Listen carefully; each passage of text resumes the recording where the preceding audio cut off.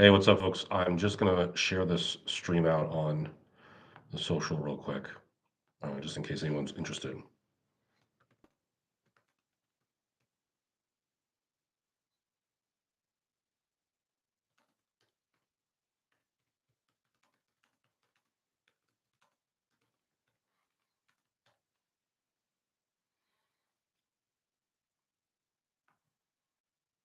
Okay, cool. Goodness gracious, what a day. My step tracker, which I don't really even use because I don't walk enough, said I walked 10 miles today. 10 miles. Um, and the last time I walked like that, my feet made it so that I couldn't walk for like 4 days afterwards. So upon coming home, or back to the room, there's a pool that's directly outside of my room. So I just put my feet in for as long as I could because it is ice cold in there and definitely like shocking my feet. Um, but anyway, uh, what a day. So I took some videos along my journey that I may or may not edit together. But let me just like cut right down to the chase. The first thing is that's of course important to say is that CES is massive. It is too large, honestly. And there's a lot of stuff that I would argue probably maybe potentially doesn't belong here. And maybe I have a preconceived notion of what I expect CES to be, but there is a lot of manufacturing and integrated components and pieces that basically make up larger tech sometimes. So there was lots and lots of booths like that, which, um, especially as like a first timer like me, trying to navigate through all of the like repetitiveness of that stuff is very exhausting because it's the same stuff over and over again. It's the same, speakers, or it's the same chargers, or it's the same cables, or the same massagers. Like it's all the same kinds of stuff over and over and over again. And especially again, being the first time here, I'm not good with like the lay of the land, right? So I'm exploring. Like I said, I've been walking around literally all day. I started walking at, I guess, like 8:30, and according to this has got to be wrong.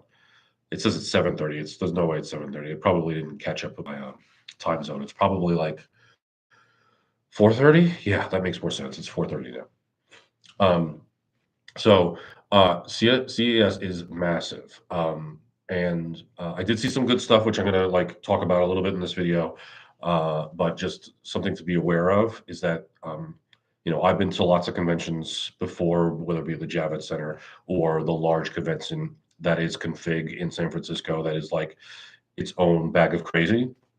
I think CES does a really good job of ushering people into different places, which is really nice as opposed to, the difficulties that like config have. But um, there's so much here. But like I said, I wish they did a little bit better job of like curating, where stuff goes. Like when I got to the South Hall conventions centers, uh, there was a lot of Shenzhen stuff that was there, but there was also a couple of things that were up front that were like name brands. So like J5 Create was up front, EcoFlow was up front. So like it entices you, of course, to go in and see more of that stuff that could be in there. But then again, like by the time you get to the back of the hall, you're like, oh, it's the same little shops everywhere. That being said, that's like, the only complaint other than all the walking that I did. All right, so let's talk about cool stuff. So, the first place I actually went to was the West Hall, which is like the farthest away from where my hotel room is, which was actually a kind of an accident, mostly because I got there early enough such that like nothing was even really open by the time I got there. I got there at like 9 and the exhibition halls didn't open until 10. So, um, So yeah, I got there first, and that was like the mobility section. So all the cars and that kind of tech. And the big thing that was there was lidar. Basically, I would say 80 to 90% of the stuff in that exhibition was talking about LiDAR. So, obviously identifying obstacles and navigating and all that stuff, all revolving around the LiDAR. Um, there's a company that I posted about on Blue Sky that has a robot mower that uses LiDAR.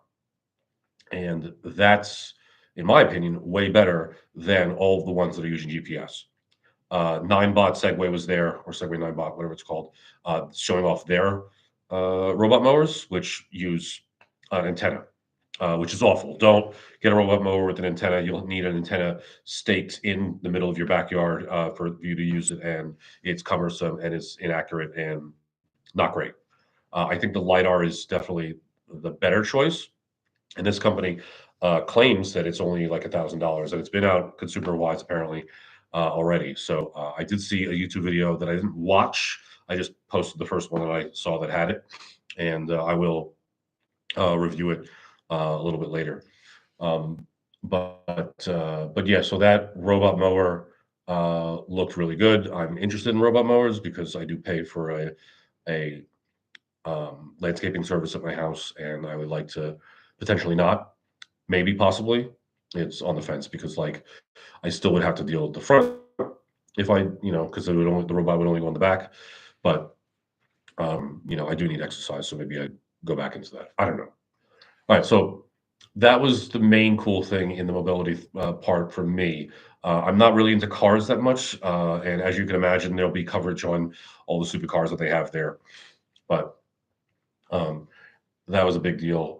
The other thing that was big over there was the heads-up displays.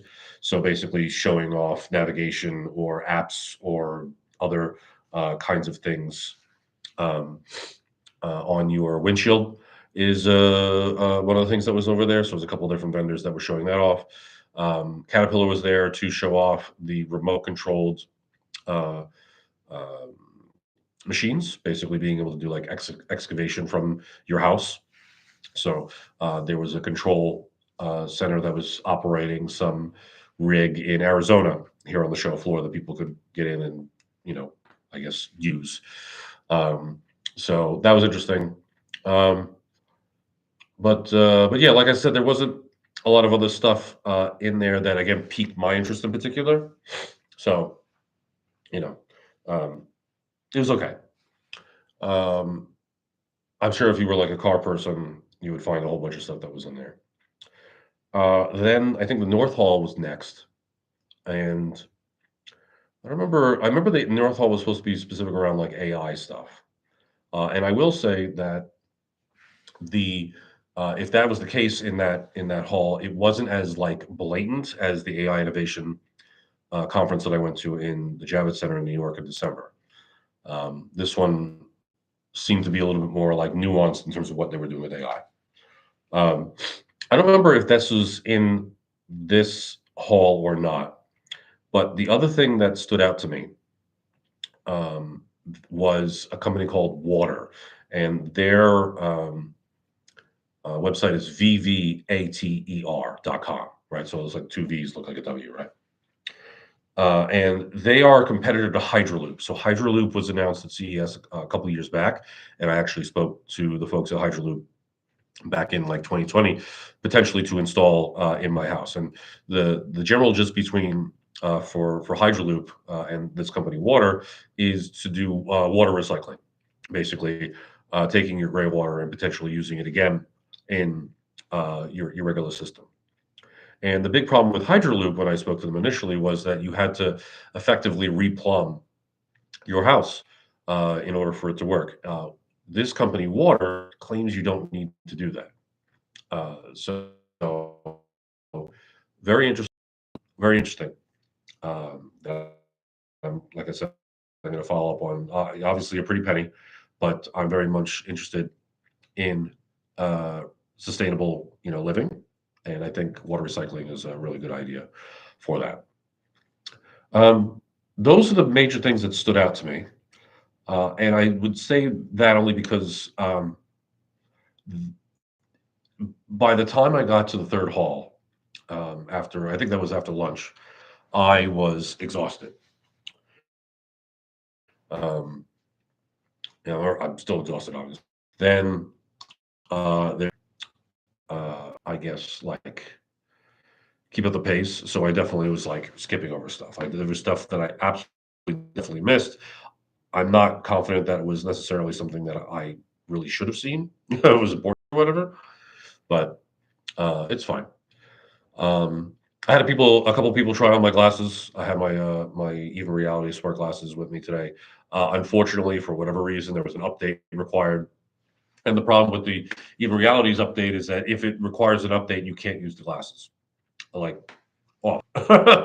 So my glasses are probably up to this point right now. I'll use them, I guess, a little bit tomorrow, as long as I can walk. Um, and um, that was the general gist, I think, for today.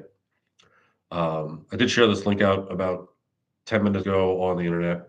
I don't see anybody in the chat. So I will most likely just kill this in another 3 minutes and uh, kind of prepare myself to batter down. I had an early kind of like dinner just to, on my way back over here, just because I don't think I want to go out again tonight. Um, because I've done enough walking today, a lot of walking today. Um, so I'll probably just sit here, watch some YouTube, code a little bit, and just relax and just get on to the next day.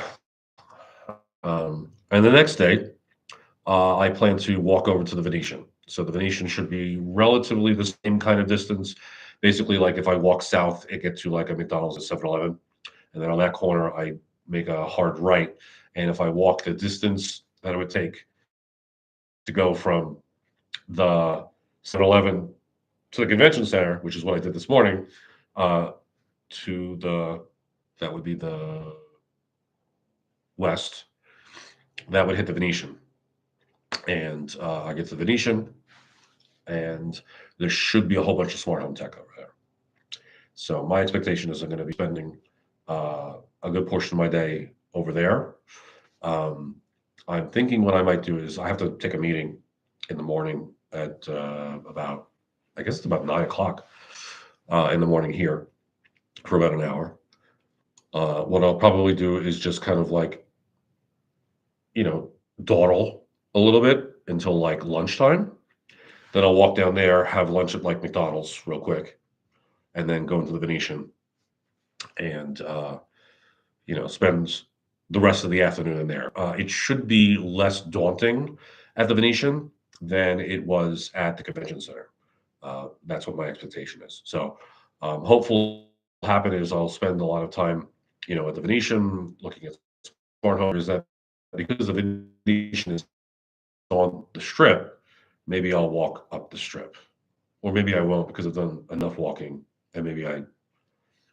Um, but yeah, and then I'm going to take a look at some other coverage also of other folks that have, are at CES that are, taking videos and whatnot and doing some of those things. I have, like I said, I think it's some small.